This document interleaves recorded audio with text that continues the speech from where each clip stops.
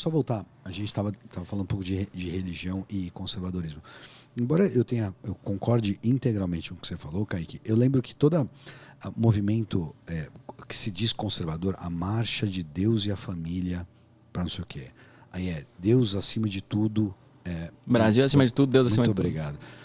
Eu volto a dizer para você que é quase que indissociável toda vez que a ideia de conservadorismo ressurge, ela ressurge ligada a uma ideia teológica. É isso que eu estou querendo dizer. Eu não estou falando só do Deus cristão, mas a necessidade de ter uma regra. E essa regra é fundamentada num ser supremo. É isso que eu estou querendo dizer enquanto conservadorismo e religião, que era isso que o William estava falando. E tem uma pergunta boa aí. Essa pergunta não é boba, porque esse conservadorismo de matriz religiosa era de um mundo em que a religião era o fundamento. É isso que eu estou querendo dizer. Eu vivo no século XXI, onde a religião não é mais o fundamento. Isso. Como que eu faço para ser conservador nesse ambiente niilista? É isso, porque tem um niilismo aí, entende?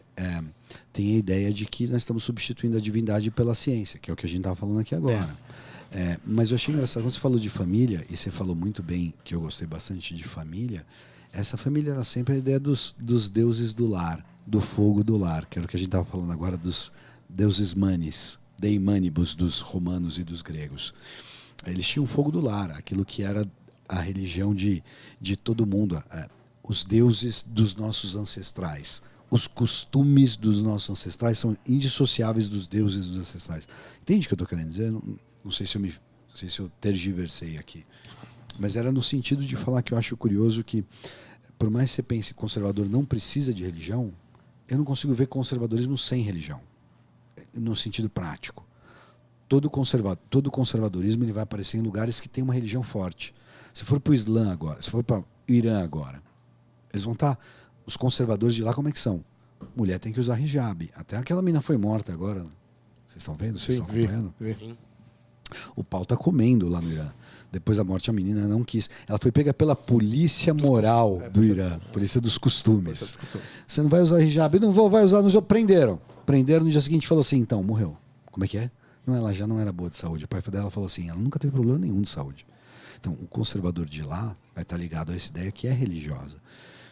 Você não vê o brasileiro ligado, o brasileiro conservador ligado a uma ideia religiosa? Na maioria das vezes. É que nem eu falei de um conservadorismo tupiniquim, algo bem particular daqui, né? A gente tem, claro, uma população que é muito cristã, é majoritariamente cristã, muito católica. Agora, aos poucos, a gente está vendo um avanço do protestantismo aqui no Brasil, uma escalada gigantesca. Tem até uma teoria ali que eu discuto com um amigo meu, que daqui a 8 anos, basicamente, vai ter um presidente evangélico no Brasil.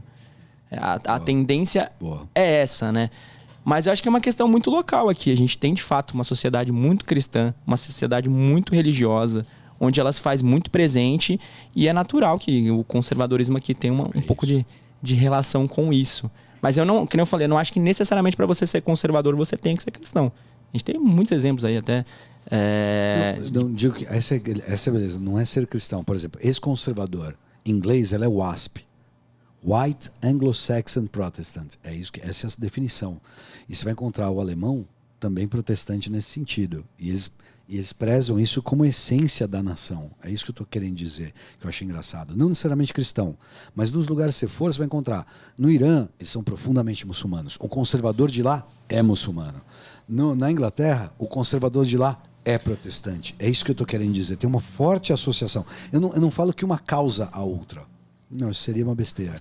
Mas está associada fortemente. É isso que me dá a impressão. O Jordan Peterson tem esse discurso que você está falando, né? Porque isso. O conservadorismo tem a ver com a tradição. Isso. Sim. Porra. E a tradição do Brasil é isso que eu estou querendo dizer. Então, tradição... e uma pessoa da tradição vai gostar do rito, da moral, da ética, dos costumes. É isso que eu estou querendo. Perdão. Não é isso, né? De que, se tem a ver com a tradição, o Ocidente foi feito por uma religião. É isso aí. Sim, exato. Como é que eu escapo dela agora? Isso, né? Essa é a pergunta. Então, o conservador, aquele que quer conservar os costumes, vai ser os costumes de uma certa ritualística, de vida, de comportamento, de tudo mais. Então vamos falar de um desses costumes. Boa. Aborto. Quero trazer... Pauta leve. Já virou costume. Já virou costume. É uma pauta. Pra mim é de vida, mas tem gente que diz que não, né?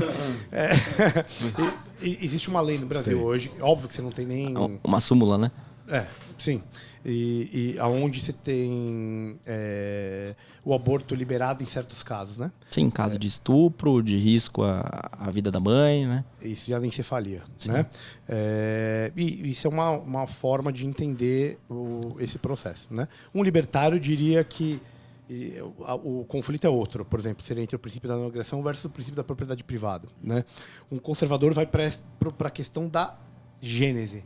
A partir do momento que aquela semente está lá, ela não deve ser mais, teoricamente, retirada, independente de qualquer coisa. Né? Como que você vê isso? Como que você acha que a lei está e como que você enxerga essa questão do aborto? Cara, eu sinceramente acho que no Brasil a legislação ela é suficiente. Ela não deve avançar mais nesse sentido. Eu sou contra o aborto, rigorosamente. Sou a favor da vida e acredito que aquilo que tá ali é um bebê, é uma vida. Não vejo a diferença entre você tá 9 meses ou 3 meses ali. Aquilo já foi gerado. Para mim já é uma vida. Deixa eu te fazer essa pergunta. Contra o aborto, por exemplo, anencefalia. Até a formação do cérebro? Isso. Você segue a regra. Então, anencefalia... No Brasil... Isso, sim. A regra está adequada. Isso. Esse acho meu que a gente ponto. não... A regra está adequada. Por exemplo... em caso de estupro... Isso, por exemplo. Sim. Você fala aí... Ok. Você vai de acordo com a regra ou você acha que a regra é muito branda? é complexo, assim. Eu acho que a legislação é o suficiente. Boa. Mas vamos pegar um caso polêmico lá atrás. Eu até fui... Boa. É foda, mas eu já fui malhado por isso em 2020. Mais do que pelos petistas? É quase igual até. Só mudava o número de pessoas. Pelo menos um foi um linchamento meio virtual, né? O outro, esse aí foi físico, ao vivo e tudo mais. Mas teve o caso lá da menina que ela tinha 11 anos e tal. E foi ali e teve um aborto, né? Eu me esqueci agora quanto tempo que ela tava pra... Muito. Muito. Pra além. Já nem mais é um pra aborto mais. Esse é o ponto. Tecnicamente, a partir de 20 semanas fetal. Ou de 500 gramas já é um óbito fetal. Você nem considera um aborto. E o Reginho é ginecologista, então ele sabe muito bem o que ele está falando. Não, é isso. Então, já é outra coisa. Então, é muito avançado. Desculpa, te cortei. Continua. Tá, agora... Não, então... Aí na época eu tive esse posicionamento, né? Pró-vida, e a galera... Mano, uma galera me bateu. Porque também, claro, teve uma galera que foi lá na frente... tomou a frente lá à frente do hospital, a Sarah Winter foi lá, fez balbúrdia. Considero errado o que ela fez, enfim. Mas eu acabei sendo muito cancelado naquela época. Eu, além disso, independentemente da formação ainda do cérebro completo, eu acredito que seja a vida, né? E sou contra, nesse sentido, a gente avançar a legislação para que ela seja mais branda ao aborto nesse sentido. Então, eu acho que, cara, mesmo hoje, a gente tem essa súmula do STF liberando em alguns casos o aborto. Eu acho que numa sociedade ideal, eu acho que a legislação ela tinha que ser menos... Aliás, ela tinha que ser um pouco mais rígida nesse sentido. Você acha que deveria ter, por exemplo, tipo, se chegasse lá na frente, você começava a tirar? Tirava aqui, por exemplo, estupro, não entra, é isso? Isso é foda, porque assim, mesmo sendo vítima de estupro, ainda assim é uma vida que está sendo gerada ali dentro. Essa é a discussão. Exato. Então, por isso que eu acho um pouco complexo. Mas hoje a legislação é o que ela atende, então acho que... Mas você compreende que se for vítima de estupro, essa pessoa ela não teve a ação que gerou aquela vida? Mas a vida tá ali de qualquer forma. Sim, então. Mas e aí? A gente vai resolver... Então, mas pensa que ela é fruto de uma violência. Existe uma dose... Sem dúvida. Sim. E aí a pergunta é o quanto que nós podemos pegar para aquela pessoa que já sofreu um insulto. Sim, um e você trauma. Fala, agora, mas a gente vira e fala, agora você vai ter que cuidar desse fruto não, desse negócio. Pode ir para adoção. Não, mas tem umas outras... mas é injusto você virar para a pessoa, então você vai se desfazer do seu filho. Ela fala, mas também não quero esse trauma. Também não quero ter o trauma de botar um filho no mundo que eu não vou cuidar nunca. E aí quando tiver 60 anos e quiser encontrar com ele. Mas complicado. Então, eu acho que matar é sempre a... Sem dúvida, sem dúvida. Eu entendo a posição. Ela é irresolvível. Não adianta. Nós não vamos resolver aborto aqui em 20 minutos, bebendo uma cerveja.